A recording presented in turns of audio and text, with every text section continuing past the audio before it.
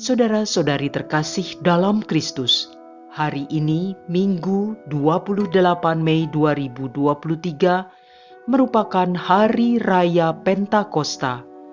Bacaan dibawakan oleh Bernadette Esther dan Luisa Valencia. Mazmur dilantunkan oleh Benediktus Joshua dan renungan ditulis oleh Stefanus Joko Triantoro. Selamat menekuni Sabda Allah. Marilah mewujudkan kebaikan bersama untuk hidup dalam damai dan sejahtera.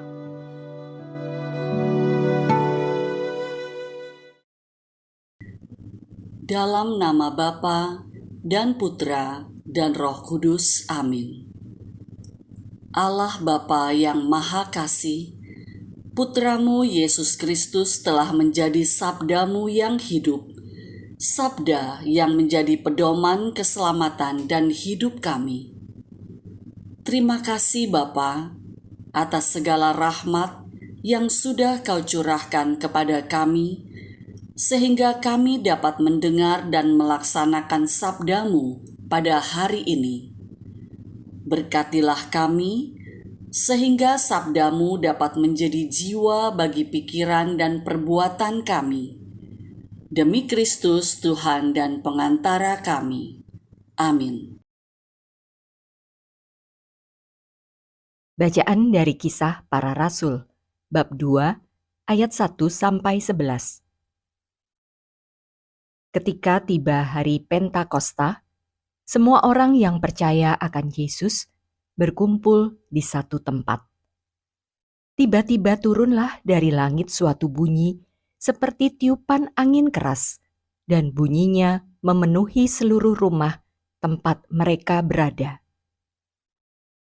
Lalu tampaklah kepada mereka lidah-lidah seperti nyala api bertebaran dan hinggap pada mereka masing-masing. Maka mereka dipenuhi dengan Roh Kudus. Lalu mereka mulai berkata-kata dalam bahasa-bahasa lain seperti yang diilhamkan kepada mereka oleh Roh Kudus itu. Waktu itu di Yerusalem berkumpullah orang-orang Yahudi yang saleh dari segala bangsa di bawah kolong langit. Ketika mendengar bunyi itu, berkerumunlah banyak orang. Mereka bingung karena masing-masing mendengar rasul-rasul itu berbicara dalam bahasa mereka.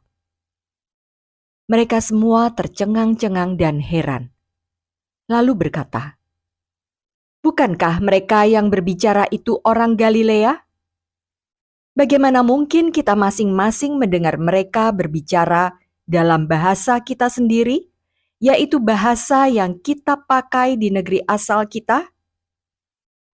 Kita orang Partia, Media, Elam, kita penduduk Mesopotamia, Yudea dan Kapadokia, Pontus dan Asia, Frigia dan Pamfilia, Mesir dan daerah Libya yang berdekatan dengan Kirene, pendatang-pendatang dari Roma, baik orang Yahudi asli maupun orang penganut agama Yahudi, orang Kreta dan orang Arab. Kita semua mendengar mereka berbicara dalam bahasa kita masing-masing tentang perbuatan-perbuatan besar yang dilakukan Allah." Demikianlah sabda Tuhan.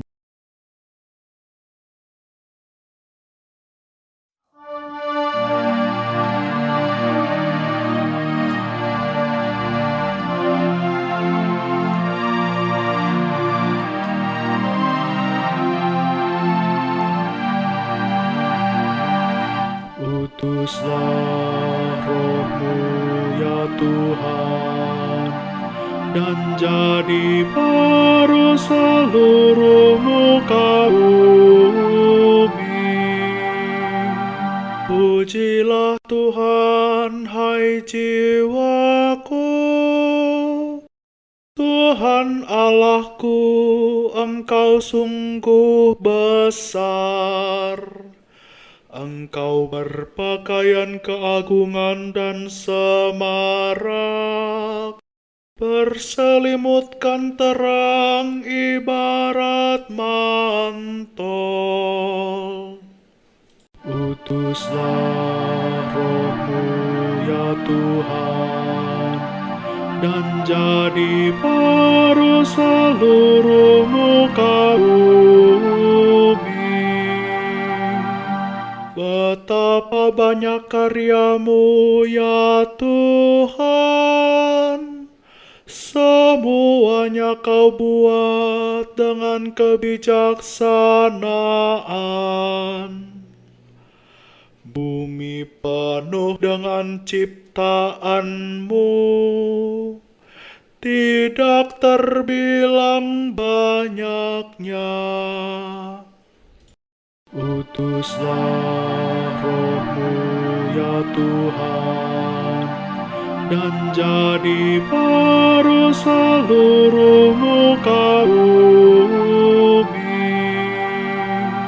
Semuanya menantikan Engkau untuk mendapatkan makanan pada waktunya. Apabila Engkau memberikannya, mereka memungutnya. Apabila Engkau membuka tangan-Mu, mereka kenyang oleh kebaikan. Utuslah Roh-Mu ya Tuhan, dan jadi baru seluruh muka bumi. Apabila Engkau mengambil roh mereka, matilah mereka dan kembali menjadi debu. Apabila Engkau mengirim Roh-Mu, mereka pun tercipta kembali, dan Engkau membarui muka bumi.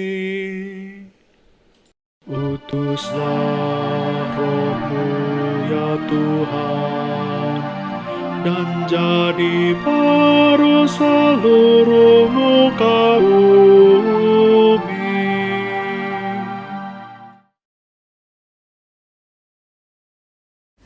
Bacaan dari surat pertama Rasul Paulus kepada jemaat di Korintus, bab 12, ayat 3b sampai dengan ayat 7, dilanjutkan dengan ayat 12 sampai dengan ayat 13.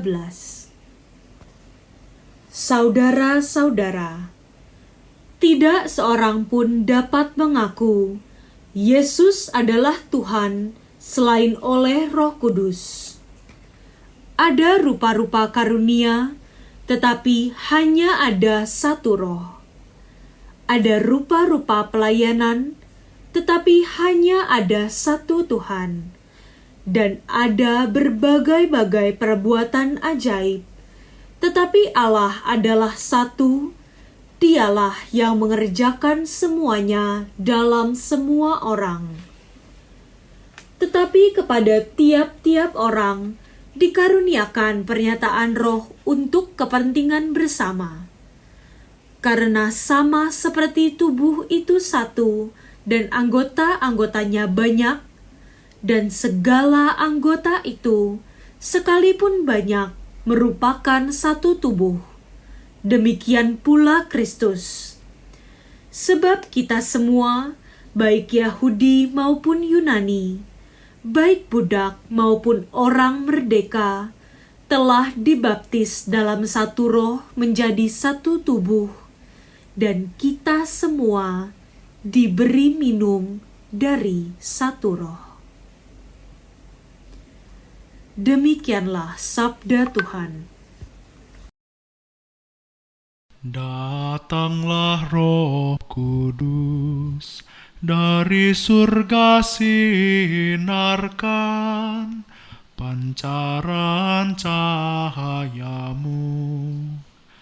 Datanglah suluh hati Bapa kaum yang lemah, pemberi anugerah. Engkau penghibur ulungku, Engkau sahabat jiwaku, penyejukku yang lembut. Engkau segarkan yang lelah, Engkau tenangkan yang resah, Engkau melipur yang sendu. Oh cahaya mulia, penuhi hati nurani, umat kepunyaanmu. Tanpa berkat restumu, hampalah manusia, tiada pun yang berguna. Yang cemar bersihkanlah, yang gersang siramilah, yang terluka pulihkan, yang keras lunakkanlah, yang beku cairkanlah, yang sesat arahkanlah. Limpahilah umatmu yang percaya padamu, sabda karuniamu, dan curahkan anugerah akhir hidup bahagia, sukacita tak henti.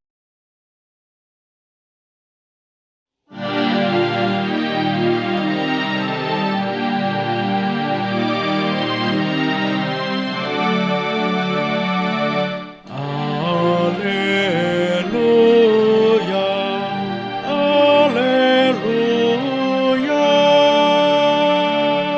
Datanglah Roh Kudus, penuhilah hati kaum beriman, dan nyatakanlah di dalamnya api cintamu.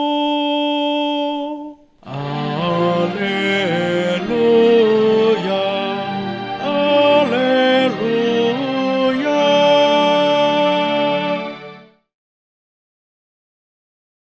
Inilah Injil suci menurut Yohanes, bab 20, ayat 19 sampai 23.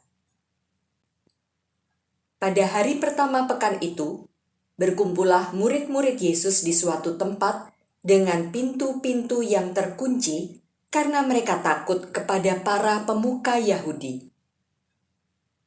Pada waktu itu datanglah Yesus, berdiri di tengah-tengah mereka dan berkata, "Damai bagi kamu."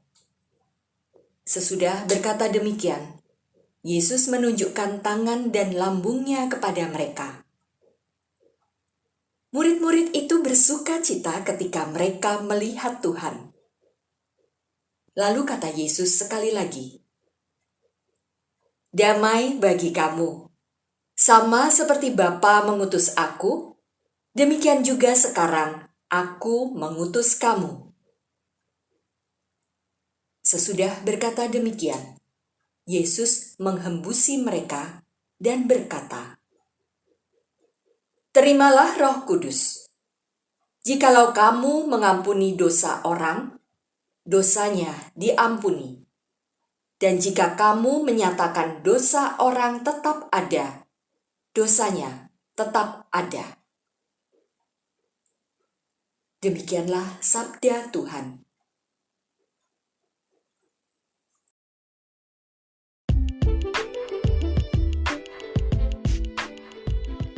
Damai sejahtera bagi kamu. Renungan dibawakan oleh Serafina Pranadi.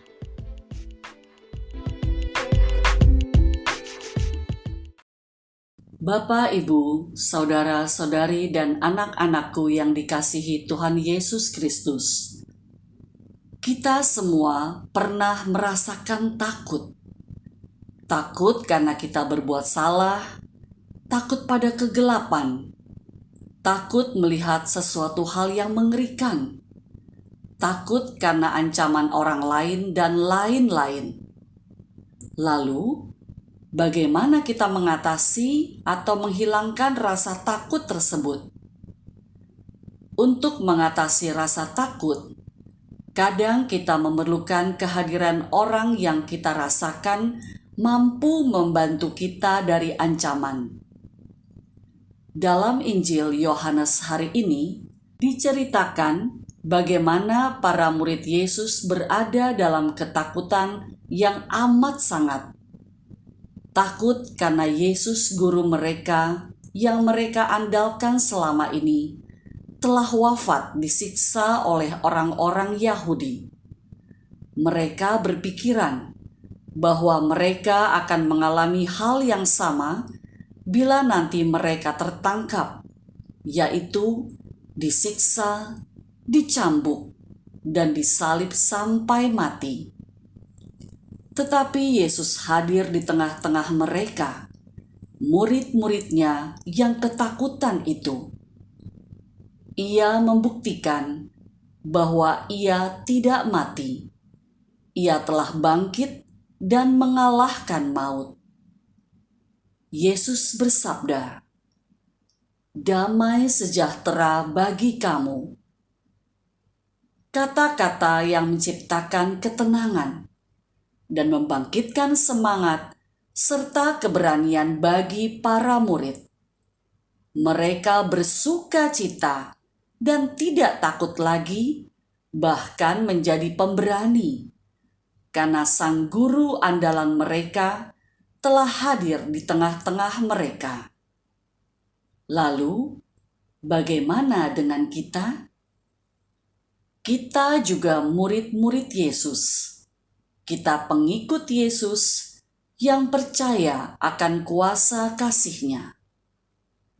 Apakah kita juga merasakan kedamaian dalam hidup kita karena kita merasa Yesus hadir dalam hidup kita? Hari ini kita mau berbicara tentang kedamaian. Wah, siapa yang tidak mau merasakan kedamaian? Kita semua pasti sedang mencari-cari itu yang namanya damai. Kalau bisa, kita semua inginnya hidup damai. Bahkan mati pun nanti pasti inginnya dalam keadaan damai juga. Pertanyaannya sekarang, apa arti damai buat kita? Atau biar hidup lebih mudah? Kapan atau saat apa kita merasa hidup kita ini damai sejahtera? Sebagian orang merasa damai jika tidak ada orang yang mikir jelek tentang dirinya. Tidak ada yang gosipin. Damai jika tidak ada keributan dalam keluarga. Tidak ada permusuhan di antara teman-teman, antar kelompok masyarakat, dan seterusnya. Apakah pengertian damai seperti itu yang kita rasakan? Lalu, kalau ketika kita digosipin, ada keributan dalam keluarga, ada permusuhan dengan teman, apakah berarti rasa damai kita sudah hilang? Kehilangan kedamaian di hati seringkali membuat kita tidak peka terhadap sesuatu yang sedang direncanakan Tuhan dalam hidup kita. Kita menjadi kehilangan rasa dicintai oleh Tuhan. Coba saja, apa reaksi kita ketika jalan hidup kita ini dalam kondisi sulit, sakit, dan lain-lain? Apakah kita merasa damai? Tentu tidak. Sama seperti para murid Yesus, mereka takut. Mereka mengunci pintu rapat-rapat, bersembunyi, tidak berani melanjutkan perjalanan hidup dan tugas pelayanan mereka.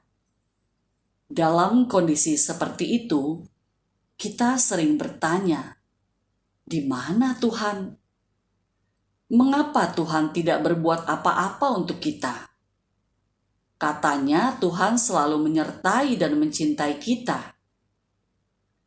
Tapi sebenarnya kita tidak sadar bahwa Tuhan sedang berjuang untuk menjumpai kita dalam ketidakdamaian kita itu dan menunjukkan damai sejahtera yang sejati kepada kita.